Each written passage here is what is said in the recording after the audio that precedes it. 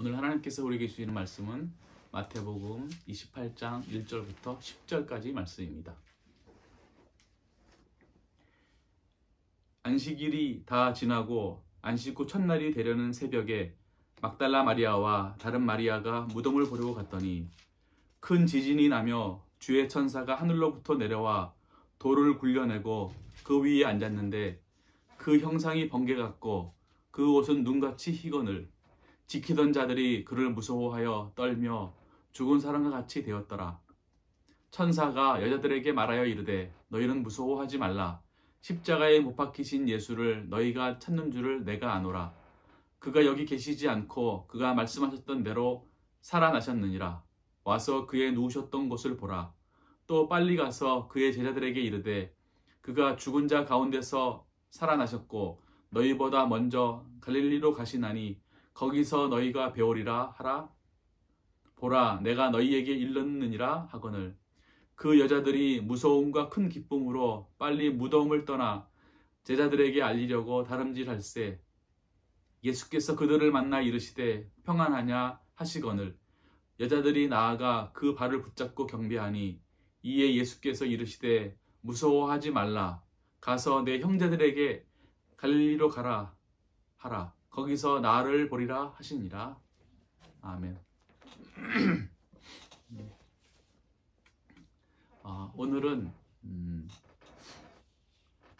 십자가에 못 박혀 죽으신 예수님께서 부활하신 죽음을 이기시고 부활하신 부활절입니다. 예수의 부활이 기쁜 것은 예수의 부활이 있기 때문에 온 인류의 구원이 있기 때문입니다. 예수의 부활이 있기 때문에 온 인류가 죄와 사망 가운데서 지옥 가운데서 빠져나올 수 있는 길이 열렸기 때문입니다. 그래서 기뻐하는 겁니다. 이 예수님의 부활의 사건은 하늘과 땅에 있는 모든 사건 중에서 가장 놀라운 사건입니다. 아주 놀라운 사건이에요. 어마어마한 사건입니다. 이 부활의 사건은 언제 일어나냐면 안식일이 지나고 안식일 첫째 날 새벽에 이제 큰 지진이 나고 주의 천사가 하늘에서 내려와 무덤에서 돌을 굴려내고 그 위에 앉았는데 그 형상이 번개 같고 그 옷이 눈처럼 휘어진 그 위에 그 사건입니다. 이걸 이제 이 글로 보면은 뭐 그런 의미 하겠다 싶은데 이 속에 있는 의미를 보면 이건 어마어마한 사건입니다. 이건 영적인 사건입니다. 그리고 이 부활의 사건은 천사들이 알려주는 사건이에요. 천사들이. 그래서 오늘의 이 부활 사건을 이해하려면 먼저 이 안식일이 무엇인지를 알아야 합니다. 부활의 사건은 안식일에 일어나는 사건이에요. 안식일에. 그러니까 안식일이 무엇인지를 알아야지만 이 부활의 사건을 이해할 수 있습니다. 그리고 이 부활의 사건은 천사가 알려주는 거기 때문에 천사가 무엇인지를 알아야지만 알 수 있습니다. 그렇지 않으면은 그냥 예수님의 부활의 사건은 그냥 하나의 이야기에 불과합니다. 먼저 이 안식일이라고 하는 것은 성경에 나오는 모든 단어들은 다 상태를 말합니다. 상태. 그래서 안식일이라고 하는 것은 뭐 토요일이 아닙니다. 월화수목금토 토요일이 안식일이 아닙니다. 그럼 오늘날에는 뭐 옛날에는 토요일이 안식일이었는데 지금은 주일이 안식일이다. 그런 일요일이 안식일이 아닙니다. 안식일이라고 하는 것은 안식일의 상태. 다르게 말하면 제7의 상태입니다. 일곱째 날의 상태.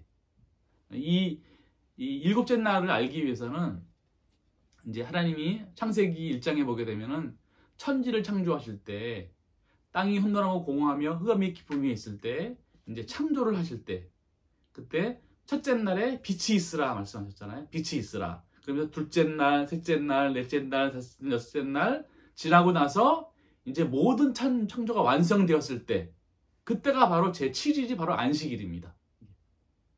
그러니까 이 안식이라고 하는 것은 이게 완전한 날입니다. 주님의 완전한 날이에요.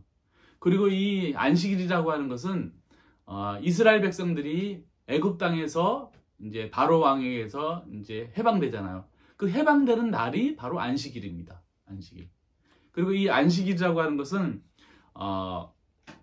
첫째 날부터 여섯째 날까지 모든 시험 당하고 고난 당하고 전쟁을 하고 그래서 마지막에 평화의 날이 바로 안식일입니다. 그래서 이제 이 진리가 악과 거짓을 향해서 계속 싸웁니다. 진리가 지옥과 싸웁니다. 치열하게 싸워서 모든 것을 다 이기고 마지막 되는 날. 그것이 바로 이 안식일입니다. 그래서 안식일을 다른 말로 말하면 샬롬입니다. 샬롬, 평화. 그래서 이 안식이라고 하는 것은 7일이라고 하는 것은 주님께서 영화 되신 날이 바로 제7일입니다. 7. 그리고 다르게 말하면은 사람이 거듭나는 때 그때가 바로 안식입니다. 7일이에요. 그러니까는 이 모든 이 부활의 사건은 언제 일어나냐면 바로 안식일에 일어나는 거예요. 안식일에. 그래서 안식이 지나고 안식이 첫날 시작되는 날 그때 벌써 부활이 일어나는 거예요. 이게 부활이. 그리고 이 부활의 사건은 천사가 알려주는 건데 오늘 본문 속에서 보게 되면은 주의 천사가 하늘에서 내려오잖아요. 주의 천사가. 그래서 돌문을 열고 돌 위에 앉습니다. 이게 무슨 들어오면 이게 말이 안 되잖아요. 이게 이해가 안 되는 거잖아요. 하늘에서 내려와가지고 무덤을 열고 돌 위에 앉았다. 이게 무슨 뜻이? 이거는 뭔가 깊은 비유가 있는 겁니다. 주의 천사라고 하는 것은 주님이라고 하는 게 신령선이란 말이야. 신령 존재에 속한 신령선으로부터 온 신령 진리가 주의 천사입니다. 그러니까 주의 천사가 알려주는 거예요. 그러니까 주의 천사라고 하는 것은 주님으로부터 온 주님의 말씀을 전하는 자, 주님을 알려주는 자, 주님의 종이 바로 천사입니다. 그래서 이 부활의 사건은 천사가 알려주는 거예요. 천사가. 그래서 오늘 제가 이 말씀을 통해서 예수의 부활을 전하는 천사의 역할로 이제 말씀을 전하게 되는 것입니다.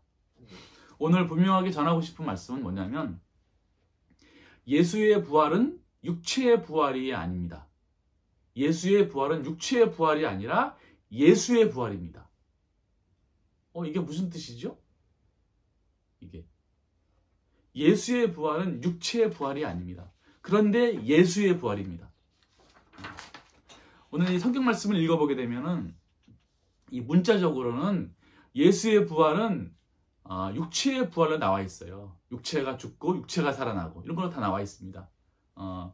예수님께서 빌라도의 재판 받으시고 로마 병정의 온갖 조롱을 받으시고 골고다에서 십자가에 못 박혀 죽으시고 그리고 죽으신 다음에 그 시체는 아리마대 요셉의 무덤에다가 세마포로 쌓여서 장사하고 그리고 십자가에 못 박힌 예수님이 살아나시고 그러면서 천사가 자 보라 살아나셨다 하면서 누우셨던 것을 보라 이렇게 말씀합니다. 이 내용을 쫙 읽어보면요. 이건 분명히 예수님께서 육체가 죽으시고 육체가 살아난 거로 나와 있어요. 이게 문자적으로는 그렇습니다. 그런데 예수님의 부활은 분명히 육체의 부활이 아니고 예수의 부활입니다. 이건 아주 분명합니다. 예수의 부활이 육체의 부활이면 그럼 나의 부활도 육체의 부활이어야지 돼요. 그러면은 내가 육체로 영원히 산다? 이것처럼 비참한 일이 없습니다. 육체라고 하는 것은 언젠가는 다 멸망해 버리는 거예요. 육체라는 것은 아무리 병이 약이 좋고 의술이 좋고 기적을 발휘해 가지고 육체가 살아난다 하더라도 결국은 마지막은 다 그냥 멸망으로 끝나는 비참한 것으로 끝나는 게 바로 육체입니다. 그런데 육체로 산다? 이거는 헛된 것입니다. 그 하늘의 천사가 만약에 이 사실을 본다 그러면요. 아마 놀래가지고 아주 기겁을 할 겁니다. 왜냐하면 이 땅에 사는 사람들은 육체로 사는 게 이게 되게 좋을 수 있는데 육체를 벗어나서 영계에 사는 사람들, 또 천국에 사는 사람들, 더 높은 천사들은요. 천사들의 삶이 천국의 삶이라 그러면은 이 육체로 살아가는 이 삶은 그냥 오물덩어리에서 살아가는 거예요. 비교하자면.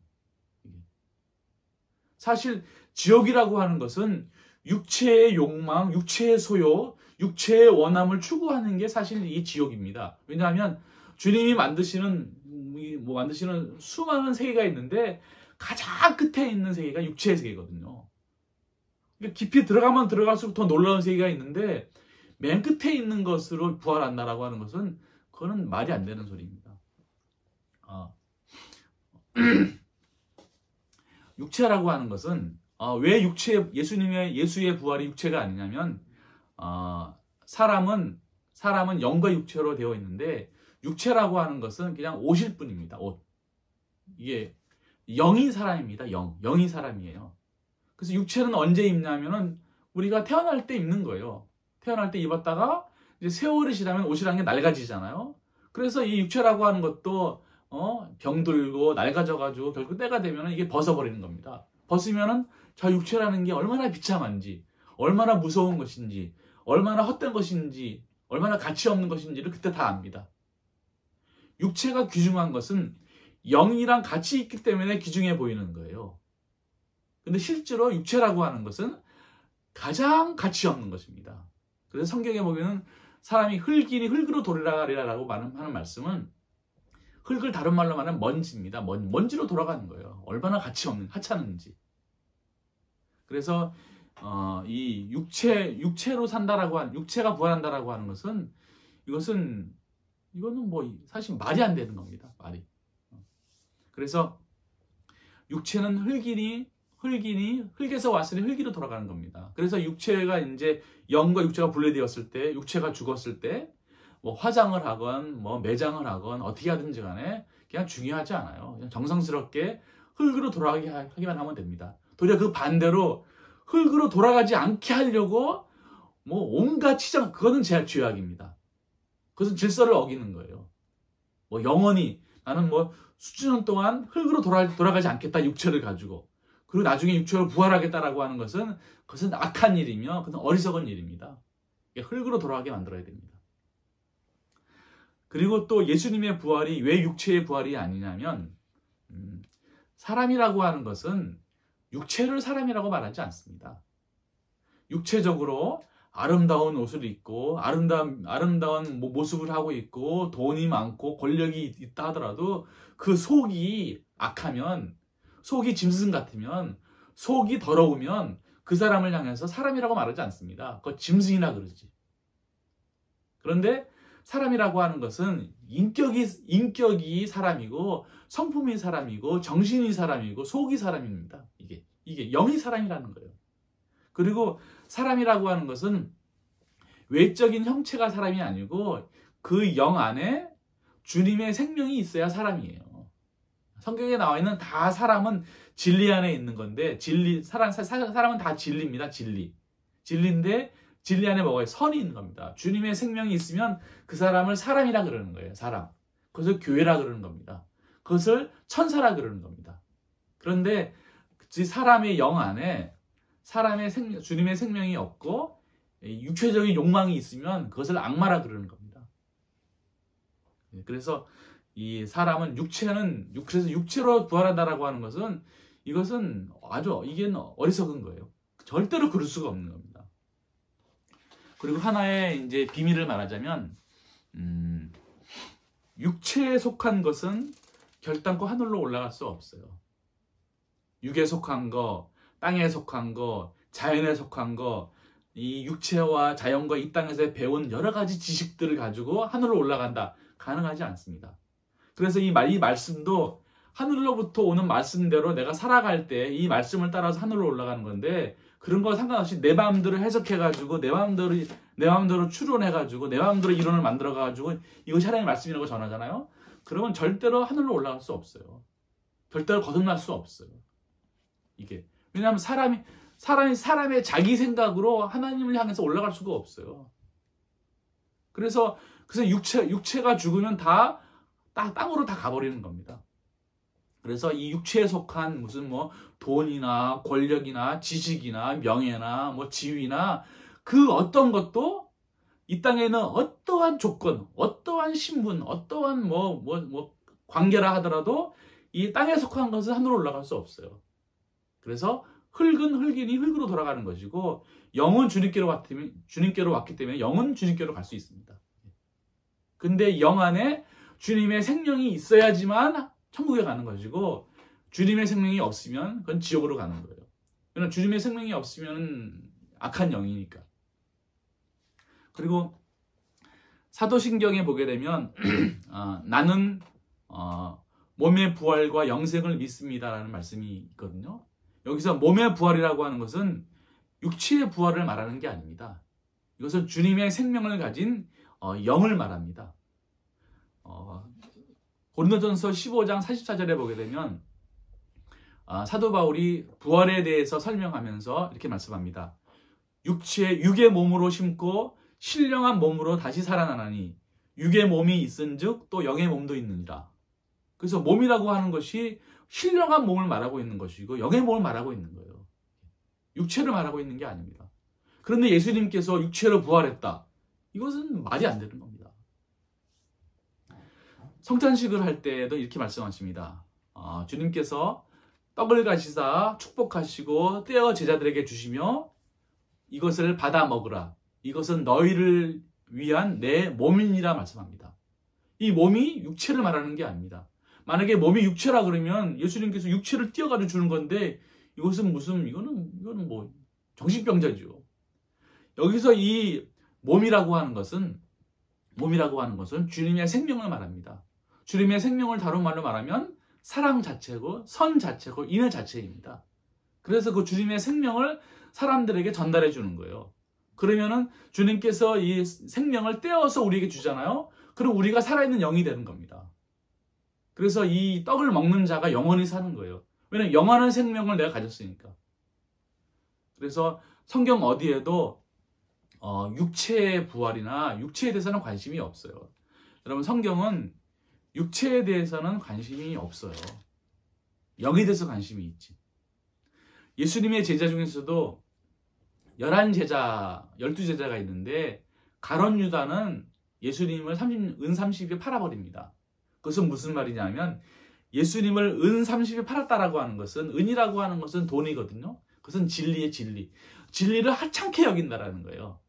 하찮게. 왜 그러냐면 가룟 유다라고 하는 것은 돈 맡은 자인데 감관에 속한 자, 육체에 속한 자예요. 육체에 속한 자. 그러니까 육체에 속해 있으니까는 주님의 진리를 하찮게 여기는 겁니다. 그래서 예수님을 은 30에 팔아버리는 거예요. 그래서 가룟 유다는 12제자에서 제외되는 겁니다. 그런데 예수님께서 육체로 부활했다. 이거는 말이 안 되는 겁니다.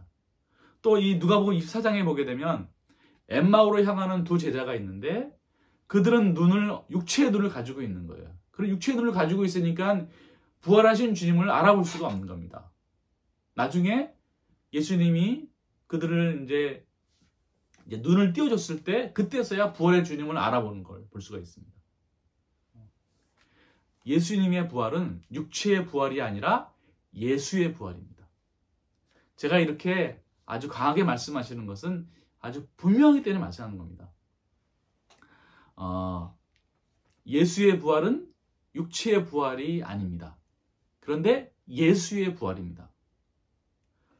예수의 부활이 육체의 부활이 아니면서 예수의 부활이라고 말하면 그러면 예수의 부활이 무엇인지를 알기 위해선 예수가 누구인지 아는 게 중요합니다. 예수가 누구일까? 그래야지 예수의 부활을 아는 거잖아요. 한마디로 말하면 예수는 인간이 아닙니다. 예수는 육체가 아닙니다.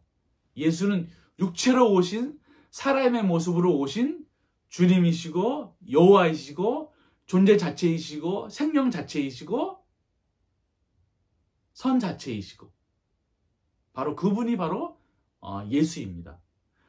예수님께서 이 땅에 오실 때 예수님 이 땅에 육체로 오셨잖아요. 육체로 오셨단 말이에요. 자연적인 사람의 모습으로 오셨는데 누구를 통해 오시냐면 마리아를 통해서 오십니다. 그러니까 마리아의 몸을 빌려서 오시는 거예요. 그래서 예수님의 어머니는 마리아입니다. 근데 마리아는 사람이기 때문에 인간의 고유 속성을 가지고 있는 거예요. 악을 가지고 있는 겁니다. 그래서 예수님이 태어나셨을 때 예수님도 인간의 모습으로는 우리랑 별 차이가 없이 지옥의 영을 가지고 있는 거예요. 지옥의 영을. 인간의 고유 속성을 가지고 있는 거예요. 그래서 자기를 사랑하고 세상을 사랑하고 육체의 욕망을 추구하는 그런 죄의 속성을 가지고 있는 겁니다. 이게 겉사람은. 그런데 그 속사람은 누구로 잉태하냐면 성령으로 잉태합니다. 성령으로 잉태한다라고 하는 것은 보세요. 성령으로 그냥 잉태하는 겁니다. 성령으로.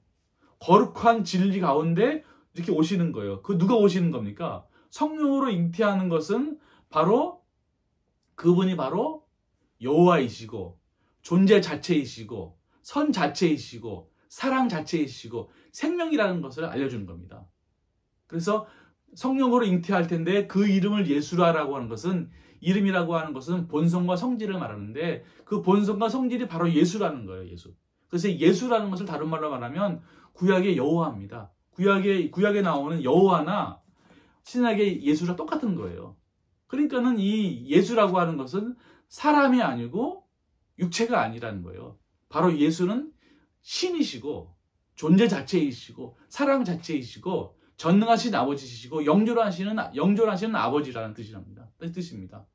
그러니까는 이런 예수가 죽을 수 있어요, 없어요? 죽을 수 없어요. 생명이 어떻게 죽습니까? 존재 되시는 분이 어떻게 죽습니까? 죽을 수 없는 거예요. 그래서 예수의 부활은 육체의 부활이 아니고 예수의 부활입니다. 예수께서 부활하셨다라고 하는 것은 이 존재 자체이시고 생명 자체이시고 신령선이신 이 주님께서 지옥의 악한 영한테 이렇게 갇혀 있는 겁니다. 왜냐하면 인간을 구원하기 위해서 인간의 몸으로 오셨기 때문에 지옥의 악한 영에 갇혀 있는 거예요. 이것이 예수님이 지금 죽으시는 겁니다.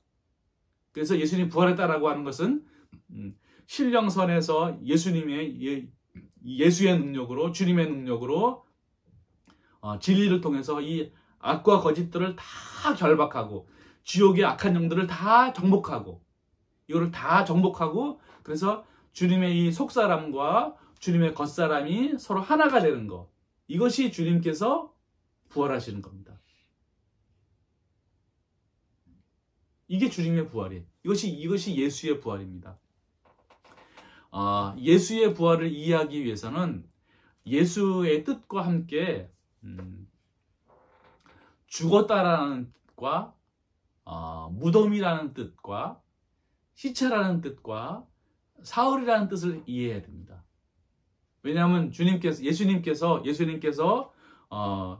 십자가에 못 박혀 죽으시고 그 시체가 무덤에 묻혀서 사흘 만에 부활했다라는 말씀이 나오기 때문에 바로 예수가 무엇인지 그 다음에 또 예수가 죽은 게 무엇인지 또 무덤이 무엇인지 그 무덤에 갇힌 시체가 무엇인지 또 사흘이 무엇인지를 알아야 됩니다. 이거를 알아야지만 예수께서 부활하셨다는 뜻이 무엇인지를 확실히 알게 되는 것입니다. 먼저 죽었다라는 것은 성경에서 죽었다라는 것은 이제 두 가지가 있는데 요한계시록 20장에 보게 되면은 둘째 사망이라는 단어가 나옵니다. 첫째 사망은 육체가 죽는 게 첫째 사망이에요. 그래서 모든 사람들은 다 첫째 사망은 다 받습니다. 이것을 벗어나는 사람은 한 명도 없어요. 착한 사람이나 악한 사람이나 뭐 예수를 잘 믿는 사람이나 안 믿는 사람이나 누구나 예외가 없이 다 첫째 사망은 다 경험합니다. 그러나 이 첫째 사망은 죽음이 아니라 실제로 옷을 벗는 거예요. 근데 둘째 사망은 영이 죽는 것입니다. 영이. 근데 이 영이 죽는 것은 이 영 안에 주님의 생명이 없는 거예요. 주님의 생명이 없고 육체적인 욕망이 자기 사랑과 세상 사랑이 가득한 것이 바로 이 영이 죽는 것입니다. 그래서 영이 죽는다라고 하는 것, 죽었다라고 하는 것은 영 안에 악과 거짓이 꽉 차 있는 것이고 지옥의 속성을 가지고 있는 것이고 자기 사랑과 세상 사랑 속에 목적으로 하고 있는 것이고 거기에 주님의 생명이 없다라는 거예요. 이것이 바로 죽었다는 의미입니다. 그래서 모든 사람들은 다 죽었어요. 이 땅에 태어나는 모든 인간들은 다 남은 그루터기로만 생명을 유지하고 겨우겨우 유지하고 있는 것이지 모든 사람들은 다 자기 사랑, 세상 사랑을 목적으로 하기 때문에 다 악한 영, 죽은 것입니다. 그래서 여러분 사람이 죽잖아요. 사람이 죽으면은 그 영은 다 귀신이 되는 거예요. 우리 옛날에 뭐 부모님이 돌아가시고 조상들이 죽으면 다 뭐 된다 그래요? 다 귀신이 된다 그러잖아요. 다 귀신이 되는 거예요. 왜냐하면 그 안에 거듭나지 않는 사람들은 다 귀신이 되는 것이고 악마가 되는 것이고 사단이 되는 거예요. 다 지옥의 영이 되는 것입니다. 그것이 바로 영이 죽은 것을 말합니다. 성경은 육체의 죽음에 대해서는 관심이 거의 없어요. 다르게 말하면 육체가 살아나는 것에 대해서 관심이 하나도 없어요. 이 육체라고 하는 것은 자기 스스로 하는 게 하나도 없어요. 만약에 육체가 뭘 하려고 하면 그건 다 악입니다.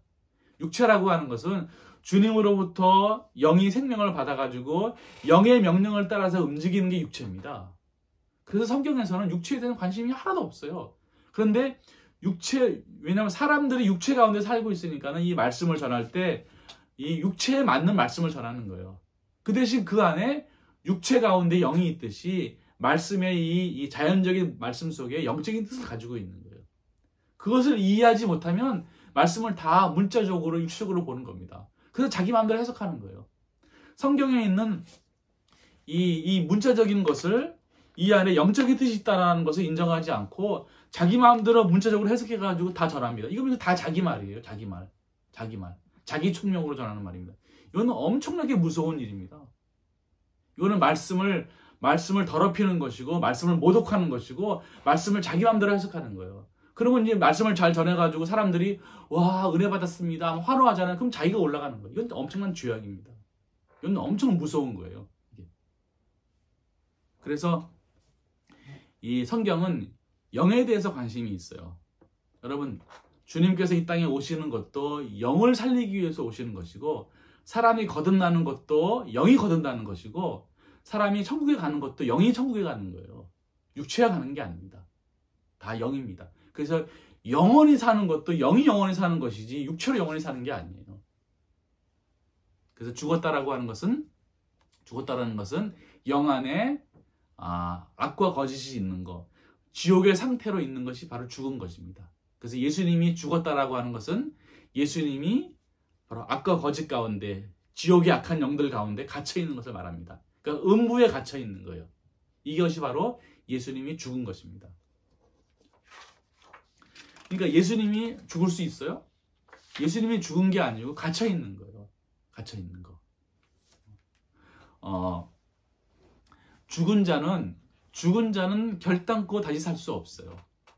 이게 보세요. 사람이 육체가 죽었어요. 살아날 수 있어요? 절대로 가능하지 않아요. 동물이 죽었어. 동물이 살아날 수 있어요? 절대로 가능하지 않아요. 나무가 죽었어. 그건 절대로 가능하지 않아요. 그 나무나 동물 살아있기 때문에 거기서 이제 살아나는 일이 벌어지는데 완전히 죽은 상태에서 살아나는 그것은 없어요.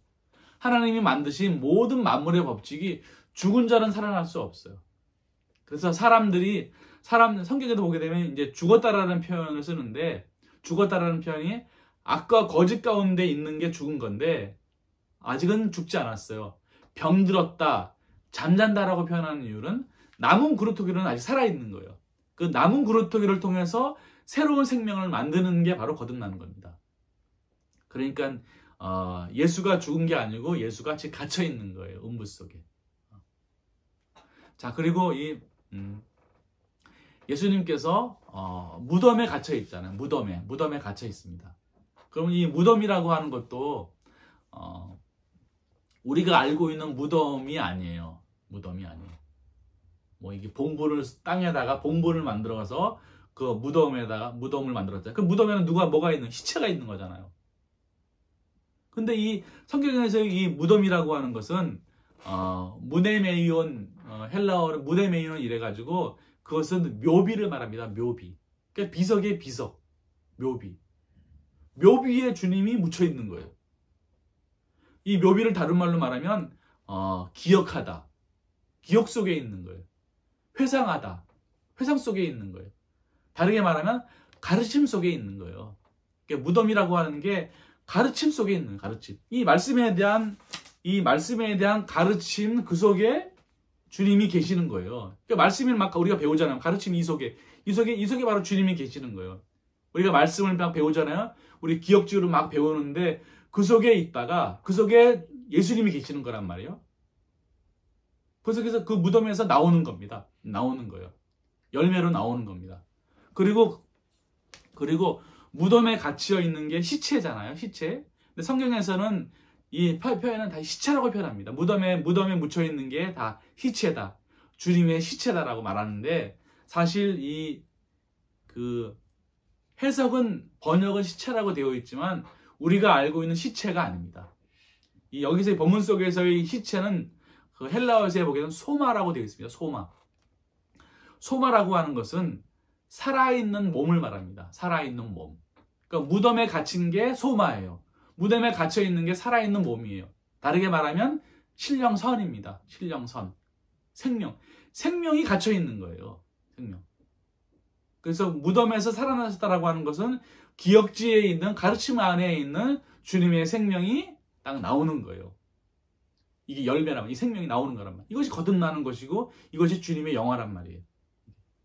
그리고 성경에서 시체라고 하는 것은 죽음이 있는 곳에 독수리가 있다. 그때에는 이 시체인데 그거는 푸토마라는 단어를 씁니다. 푸토마. 근데 예수님의 몸을 예수님의 이 무덤에 갇히신 시체라고 할 때는 다 소마라는 단어를 씁니다. 그것은 살아있는 생명을 말합니다. 당연히 예수님은 갇혀 있는 것이지 죽은 게 아닙니다. 그리고 예수님께서 무덤에 사흘 동안 갇혀 있잖아요. 사흘. 이 사흘이라고 하는 것은 금요일부터 시작해가지고 금토일, 일요일날, 주일날 부활하셨다는 그런 3일이 아닙니다. 이 3이라고 하는 것은 시작과 과정과 끝, 목적, 원인, 결과. 예수님께서 악과 거짓을 싸워서 악과 거짓들을 몰아내기에 충분한 기간. 예수님의 이 신성과 인성이 서로 합일되기에 충분한 기간. 예수님이 부활하시기까지의 충분한 기간이 바로 3일입니다. 그것이 바로 사흘이에요. 사흘. 그러니까 이 말씀을 읽어보게 되면은 예수님께서 십자가에 못 박혀 죽으시고 예수님이 십자가에 못 박혀 죽으셨다라고 하는 것은 악과 거짓들이 완전히 다 사라지는 거예요.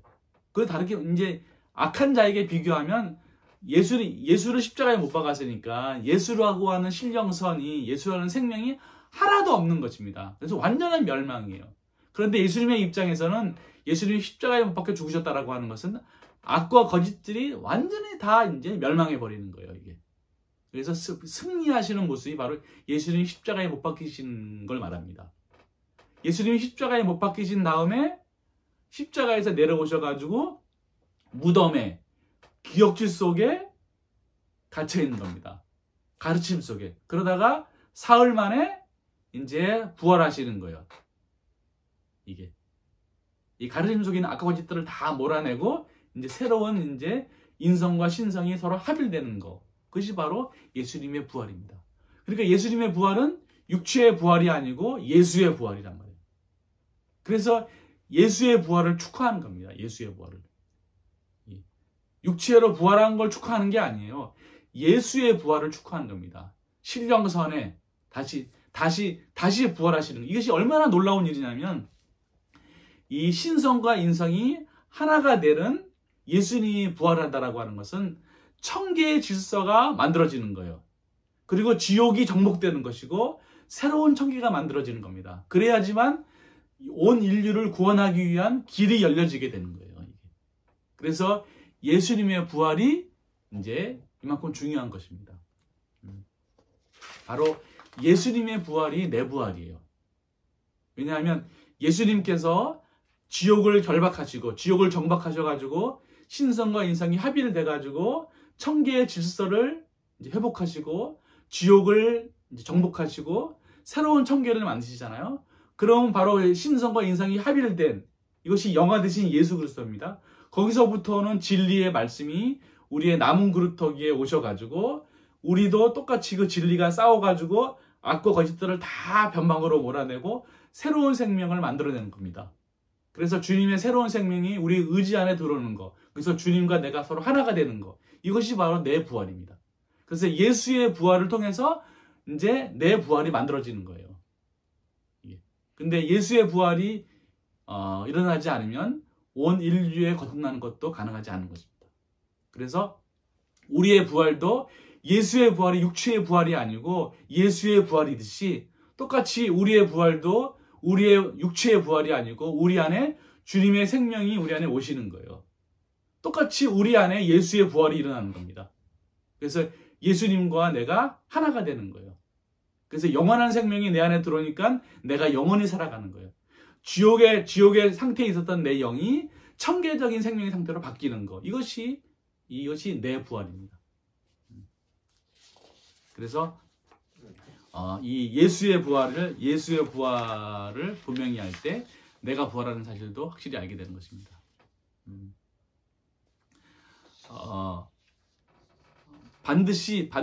사람은 반드시 주님의 부활을 보고 만나야 합니다.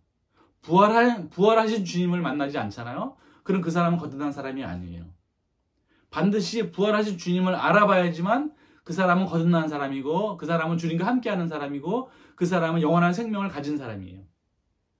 여러분 영계에 가서 영계 하늘나라에 가서 악한 영들은 절대로 주님을 볼 수가 없어요. 부활의 주님을 만날 수 없어요. 그래서 내가 하늘나라에 가서 부활의 주님이 못 만나다 그러면 나는 지옥의 양령이 되는 것입니다. 오늘 본문 속에 보게 되면 육체의 부활을 믿는 사람들은 주님을 볼 수 없어요. 볼 수 없어요. 지금 이 말씀을 듣는 사람들 중에 주님의 부활이 육체의 부활인데 그렇게 믿는 사람들은 결단코 육체의 부활, 예수님의 육체의 부활을 볼 수 없어요. 예수님 육체로 부활하지 않았어요.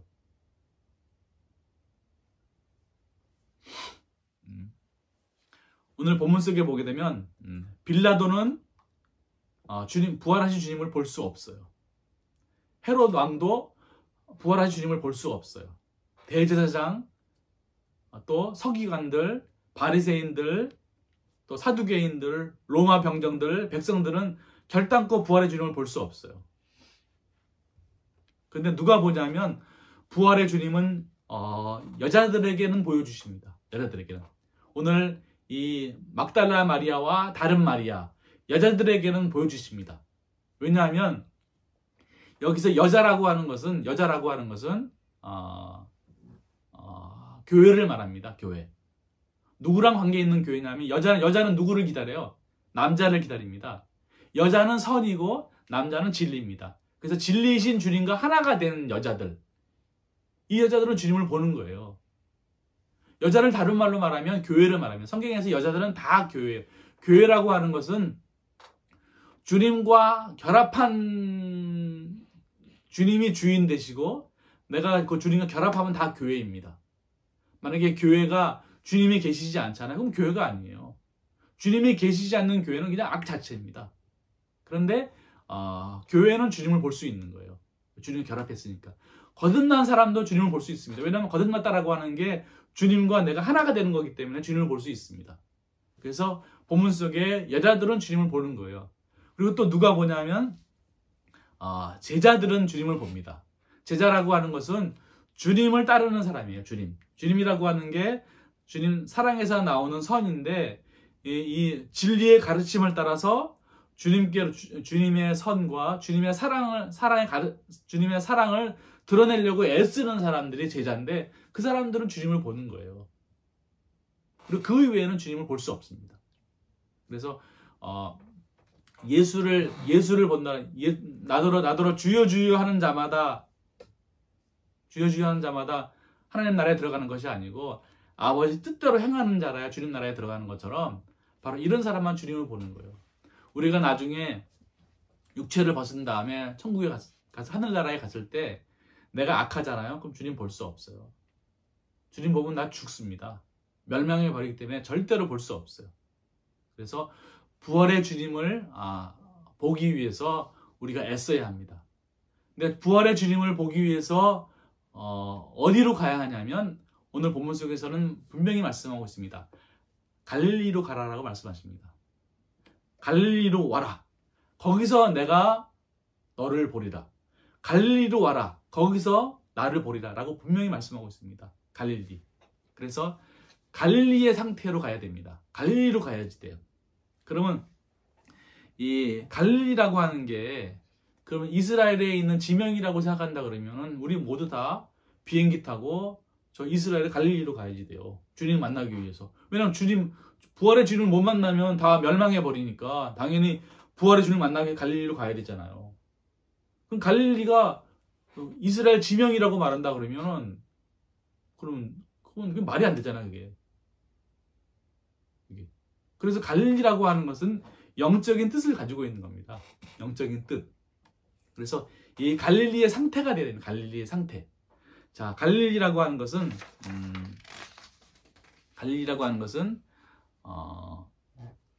주님 사랑에서 나오는 선을 간직한 내적 진리가 이것이 갈릴리입니다. 그러니까 선에서 비롯된 참된 기억지가 갈릴리예요. 다르게 말하면 주님 사랑에서 나오는 선을 간직한 내적 진리의 가르침을 따라서 삶을 살아가는 것, 이것이 갈릴리로 가는 거예요. 그러니까 주님을 사랑하는 마음을 가지고 주님 사랑에서 나오는 선을 간직한 그 말씀을 따라서 삶 속에서 선을 행하는 것, 사랑을 드러내려고 애쓰는 것, 그것이 바로 갈릴리로 가는 거예요. 거기서 주님, 부활의 주님을 만난다는 거 당연하지 않겠어요? 예수께서 사랑이시고 선이시고 인애이신데 똑같이 말씀의 가르침을 따라서 그 진리대로 살아갈 때 부활의 주님을 만나는 건 당연하잖아요. 이렇게 다르게 말하면 우리가 말씀의 가르침을 받으면서 어떻게 하면 선을 해갈까? 어떻게 하면 사랑을 전할까? 어떻게 하면 내 안에 있는 그 사랑을 드러낼까라고 고민하고 애쓰고 또 묵상하고 기도하면서 결국 그 사랑을 드러냈을 때 그때가 갈릴리 상태가 되어서 주님을 만날 수 있는 거예요. 부활의 주님을. 그런데 반대로 돈을 벌기 위해서, 시험에 붙기 위해서, 권력을 얻기 위해서 어떻게 하면 내 욕망을 채울 수 있을까 해서 고민하고 기도하고 금식하고 해가지고 결국 마지막에 내 소원이 이루어졌어요. 시험에 붙었고 돈이 생겼고 내가 높은 지에 올라갔단 말이에요. 그래서 하나님 감사합니다. 주님께서 나에게 힘을 주셨습니다. 주님께서 이루셨습니다. 감사합니다. 라고 말하는 사람들은 부활의 주님을 볼 수 없다라는 거예요. 이것은 갈릴리로 가는 게 아니에요. 그래서 이 말씀의 선을 간직한 내적 진리의 가르침을 따라서 살아가는 것, 그것이 갈릴리입니다. 이 갈릴리의 상태가 되었을 때 부활의 주님을 볼 수 있는 거예요. 자, 그래서 오늘 이 본문 속에서 말씀 속에서 예수님의 부활은 육체의 부활이 아니라 예수의 부활이다. 예수의 부활을 우리가 믿을 때 또 이제 예수의 부활이 바로 내 부활이 될 수 있는 데까지 나아갈 수 있습니다.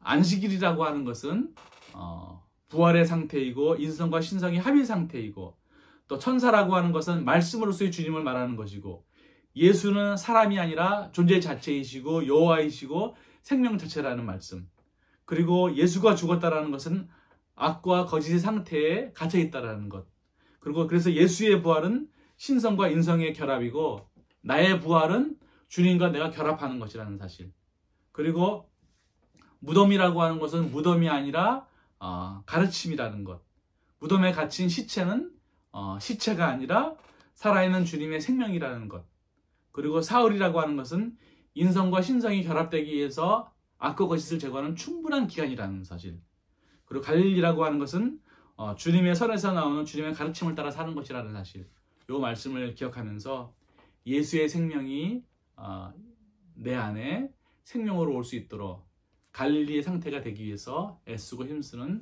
저와 여러분 되시기를 간절히 바라겠습니다. 기도하시겠습니다. 예수께서 사망 권세를 이기시고 부활하셨습니다.